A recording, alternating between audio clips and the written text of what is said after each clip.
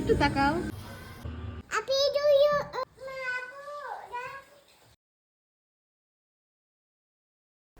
সন্তান মানে জীবনের এক অমূল্য উপহার, যার হাসি মুখে হারিয়ে যায় জীবনের সব ক্লান্তি, যার ছোট্ট আদরে ভরে যায় পুরো সংসার। আর জন্মদিন হলো এমন একদিন যা তার হাসিমাখা মুখকে আরও দ্বিগুণ করে তোলে। আসসালামু আলাইকুম, সবাই কেমন আছেন? আশা করি আল্লাহর রহমতে যে যেখান থেকে আমার এই ভিডিও দেখছেন সবাই ভালো আছেন এবং সুস্থ আছেন। আমার নতুন আরেকটি ব্লগে আপনাদেরকে স্বাগত। আপনাদের কাছে আমার অনুরোধ, পুরো ভিডিওটি স্কিপ না করে দেখবেন। মাশাআল্লাহ, 25শে ডিসেম্বর আমার ছেলে ইমাদ ফাহিকের জন্মদিন। আল্লাহর পক্ষ থেকে আমার জীবনের সেরা উপহার। বাচ্চাদের জন্মদিনে তো বিভিন্ন রকমের আবদার থাকে, আমার ছেলেরও তার থেকে ভিন্ন কিছু না। ও তো পুরো বছরটা মনে হয় এক্সাইটেড হয়ে থাকে যে কবে ওর বার্থডে আসবে। প্রায় শুনতো যে আমার বার্থডে কবে মা, আমার বার্থডে কবে। তো আগের দিন সন্ধ্যায় আমরা একটু বাজারে গিয়েছিলাম ওর জন্য একটু কেনাকাটা করতে। কেনাকাটা শেষ করে আমরা খেতে গিয়েছিলাম।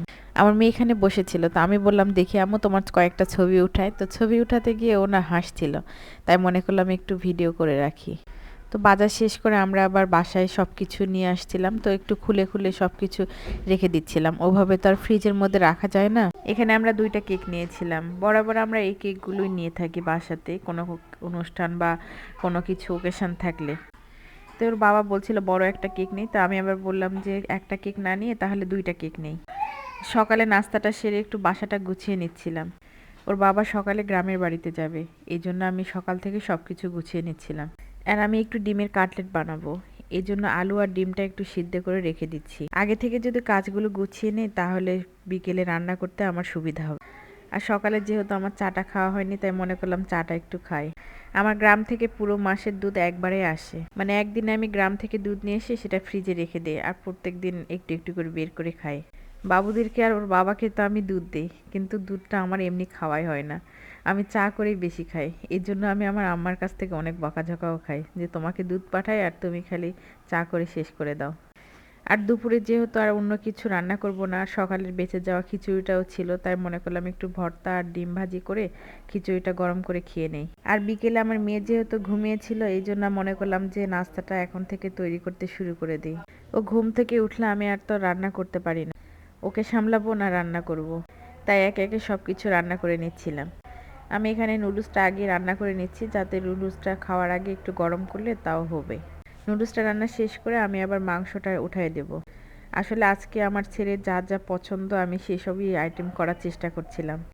ও নুডলসে একদম সবজি পছন্দ করে না, আর আমি সবজি খাওয়ানোর জন্যই আসলে নুডলসের সবজিটা দেই। প্রত্যেক দিন তো এরকম করা হয়, আজকে মনে করলাম ওর পছন্দের সব কিছু করি, তাই আমি ওর পছন্দের সব কিছু করছিলাম।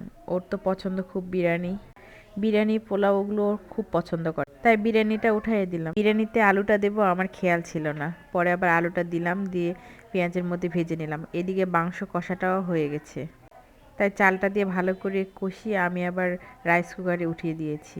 রাইস কুকারে উঠিয়ে দিলে বিরিয়ানিটা ঝরঝরে হয় আর পানি কম বেশি ঝামেলাটাও থাকে না। আর এদিকে আমি কাটলেটগুলো মেখে রেখে দিয়েছিলাম, সেগুলো আবার ভেজে নেব। আমার ছেলে আবার কাটলেটটা এমনি খেতে পছন্দ করে, এই জন্য মনে করলাম একটু বেশি করেই করে নেই।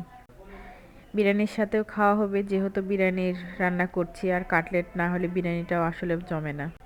এদিকে আমার সব রান্না হয়েছে, এখানে আমি একটু সেমাই করেছিলাম, এখানে কাটলেট, এখানে নুডলস। আর ভাবি আমাকে আবার পিঠা দিয়েছিল, আমি আবার মনে করলাম যে পিঠাটাও দেব, যেহেতু আমার ছেলের আবার ভাপা পিঠাটাও খুব পছন্দ। আর এখানে বিরিয়ানি।